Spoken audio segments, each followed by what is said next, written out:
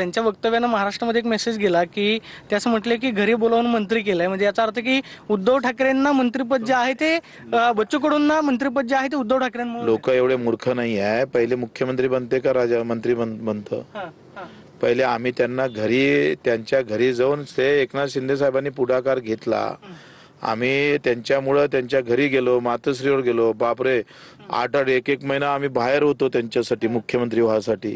हे सांगत नाही ते. तेव्हा तर आम्हाला किती बोलावणे होते बाकीचे, देवेंद्रजीचं असेल, सगळ्यांकडून बोलावणे असताना आम्ही नाही बा उद्धव साहेब मुख्यमंत्री होत आहे, आम्ही मजबूत राहिलो.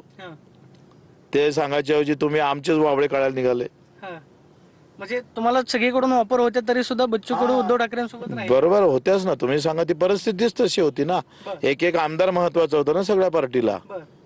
आता तुम्ही उद्धव ठाकरेंनी जी टीका केली, कधी उद्धव ठाकरेंना विचारणार का तुम्ही? मी तुमच्या माध्यमातूनच विचारतो ना, का पहिले मुख्यमंत्री बनतात का मंत्री बनते? मग पहिले मंत्री बनत असेल तर तुमचं म्हणणं बरोबर आहे, पहिले मुख्यमंत्री बनत असेल तर आमचं म्हणणं बरोबर आहे. आम्ही तुम्हाला घरी येऊन पाठिंबा दिला हे सांगायला विसरू नये. नाही, मग मात्र आता बच्चू कडू शिवसेनेतनं विधान परिषदेवरती आम्हाला पाहायला मिळतात. बच्चू कडू हे शिवसेनेच्या अधिकृत धनुष्यबाणाच्या माध्यमातून विधान परिषदेवरती गेले. त्याचा कुठं राग आहे का मग उद्धव ठाकरेंच्या मनामध्ये? तुम्ही शिवसेनेच्या माध्यमातून मनामध्ये काय चालू आहे, कसं चालू आहे, मी काय सांगू शकतोय. पण त्या एवढ्या मोठ्या माणसांनी एवढ्या म्हणजे त्या 2.5 वर्षात 7 वर्षानंतर तो विषय काढत असेल, तो चुकीच्या पद्धतीने नेत असेल तर त्याचं थोडं वाईट वाटतं, दुसरं काही नाही आहे. त्यांनी असं बोलायलाच नाही पाहिजे होतं खरं तर. म्हणजे बच्चू कडूंना जे मंत्रिपद मिळालेलं होतं ते अपक्षांचा पाठिंबा उद्धव ठाकरेंना दिला आणि तुम्ही स्वतः त्यांच्याशी बोलणं करून घेतलेलं होतं की माझा आमच्याजवळ मंत्री नसतं. आता मी काही आमदार नाही आहे, काहीच नाही. मला विधान परिषदेवर साहेबांनी घेतलं, एक म्हणणे मी मान्य करू, पण तेव्हा आमचे 2 आमदार तुम्हाला पाठिंबा दिले हे उद्धव साहेब विसरले का तुम्ही? तुम्हाला ते मुख्यमंत्र्यांच्या पाठिंब्यासाठी किती महत्वाचं होतं ते विसरले का? मग तुम्ही दिल्यापेक्षा आम्ही तुम्हाला काही दिलं नाही असं म्हणणं आहे का त्यांचं? असं म्हटलं की लोभामुळे गेलेत, म्हणजे जे एकनाथ शिंदेसोबत गेलेले आहेत ते सगळं लोभामुळे गेलेले. मग तुम्ही सगळी विचारधारा सोडून मुख्यमंत्री झाले, तो कोणता लोभ नव्हता का?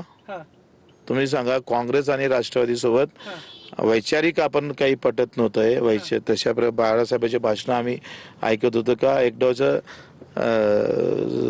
डुबलं तरी चालेल पण आम्ही काँग्रेस होऊ देणार नाही पक्षाचं.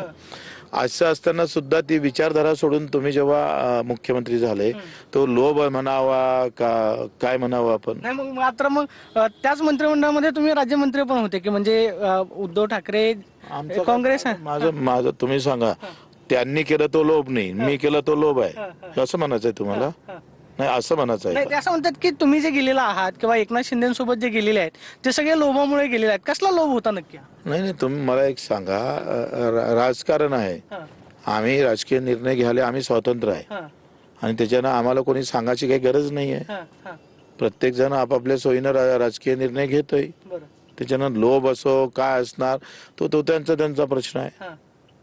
मात्र आता तुमच्या मतदारसंघामधले काही लोक जे आहेत ते उद्धव ठाकरेंना भेटत आहेत.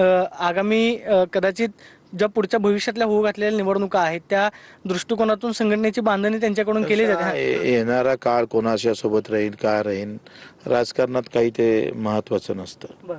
कसं आहे, ते कसं जिंकायचं कसं ठेवायचं तो आम्ही पाहू ना, ठरवू ना. त्याची चिंता कोणाला करायची गरज नाही. आता बच्चू कडूंची मग पुढची भूमिका काय असणार आहे? शिवसेनेकडून तुम्ही आता विधान परिषदेवरती गेलेला आहात, आगामी पक्ष संघटनेसाठी तुमच्यावरती आता विदर्भाचे नेते म्हणून सुद्धा एकनाथ शिंदेने जबाबदारी दिलेली आहे. पक्षाचं संघटन कसं वाढवणार विदर्भात? झालं आमचे 31 मे मा अहिल्यादेवी होळकरांच्या जयंतीनिमित्त आम्ही गाव तिथं शाखा, घर तिथं शिवसैनिक